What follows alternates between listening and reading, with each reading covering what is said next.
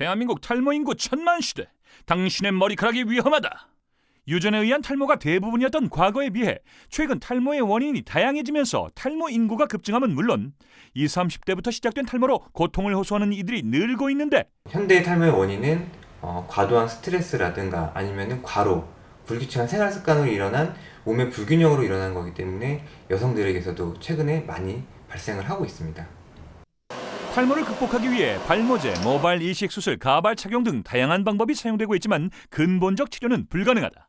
특히 봄에는 황사 속 미세먼지와 강한 자외선에 두피가 노출되면서 탈모를 더욱 악화시킬 수 있는 상황. 탈모의 진행을 막고 건강한 헤어로 거듭나는 방법은 없을까? 꿀단지 리포트에서 그 비법을 제시한다. 대전의 한 주택가. 이곳에서 최근 부쩍 심각해진 탈모 문제로 고민을 앓고 있는 20대 여성을 만났다. 탈모는 첫 아이 출산하고부터 이제 100일쯤 지났을 때 그때부터 시작됐어요. 머리가 너무 많이 빠져가지고 이마나 이런 부분이 머리를 하나로 묶을 수가 없는 상태가 됐어요. 아직 20대고 젊은데 벌써 탈모라니, 이러다가 진짜 머리 다 벗겨지는 거 아니야? 이런 걱정이 되게 많았거든요. 결혼 전 풍성한 머리숱을 자랑했던 진희 씨.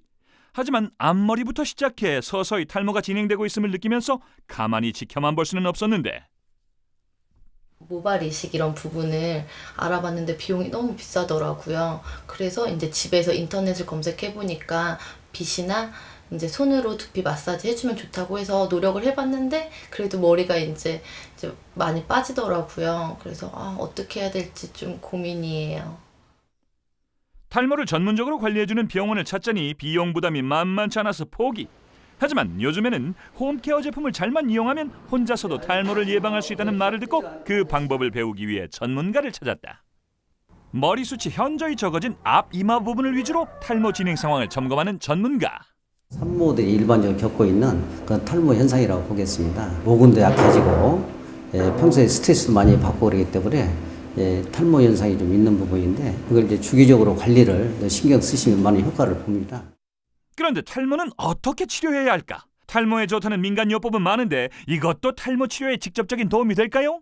민간요법에 쓰이는 성분의 경우 두피에 강한 자극을 주는 성분이 많습니다. 두피에 너무 과도한 자극이 가게 되면 두피에 염증을 발생시킬 수도 있고 오히려 탈모를 유발할 수도 있습니다. 일단 충분한 수면을 취하고 규칙적인 생활 습관을 갖는 게 가장 중요합니다. 더불어서 두피를 청결하게 하는 것도 굉장히 중요하다고 할 수 있습니다. 탈모 극복 어렵지 않아요. 두피의 오염물질을 제거하고 충분한 영양을 공급해 주실 오늘의 전문가 고혜숙 선생님을 모실게요. 셀프로 할 수 있는 두피 모발 관리법을 말씀해 드리도록 하겠습니다. 먼저 머리를 촉촉히 적신 후 페이스라인부터 시작해 두피 마사지 크림을 바른다. 이는 두피가 깨끗해지는 것은 물론 두피에 적절한 자극을 가함으로써 혈액 순환과 모발 성장을 돕는 과정. 페이스라인에 그 후 이렇게 스팀 타올을 20분간 둘러주고 샴푸로 헹궈주면 끝. 올려주세요. 네. 탈모 샴푸라든지 비듬 샴푸라든지 지성 샴푸라든지 많이 나와 있는데 가장 중요한 거는 물과 기름을 섞는 계면활성제가 천연이냐 화학이냐, 이것이 중요한데요. 탈모에 치명적인 악영향을 미치는 화학 계면 활성제. 샴푸에 들어간 계면 활성제가 화학 원료인지 천연 원료인지 알아보는 방법은 간단하다. 달걀 흰자에 샴푸를 희석했을 때 흰자의 색이 변하는 제품은 화학 계면 활성제가 포함됐다는 증거.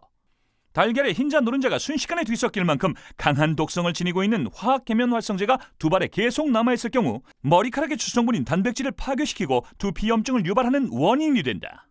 샴푸, 린스, 트리트먼트의 경우 탈모 예방 성분이 들어있다 하더라도 화학 성분이 대부분을 차지하기 때문에 두피 건강을 위해서는 완전히 헹궈주는 것이 좋습니다. 손으로 샴푸를 비벼 충분히 거품을 낸 후 미지근한 물로 여러 번 헹궈줄 것. 이때 두피에 상처를 낼 수 있는 손톱 대신 손가락으로 골고루 문지르는 게 좋다.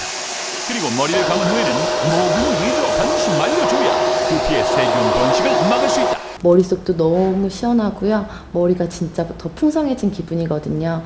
오늘 배운 대로 집에 가서 꾸준히 잘 관리하겠습니다. 이 외에 간단한 생활 습관만 고쳐도 두피 트러블과 탈모를 개선할 수 있다고 하는데 그 비법을 스튜디오에서 직접 알아보자.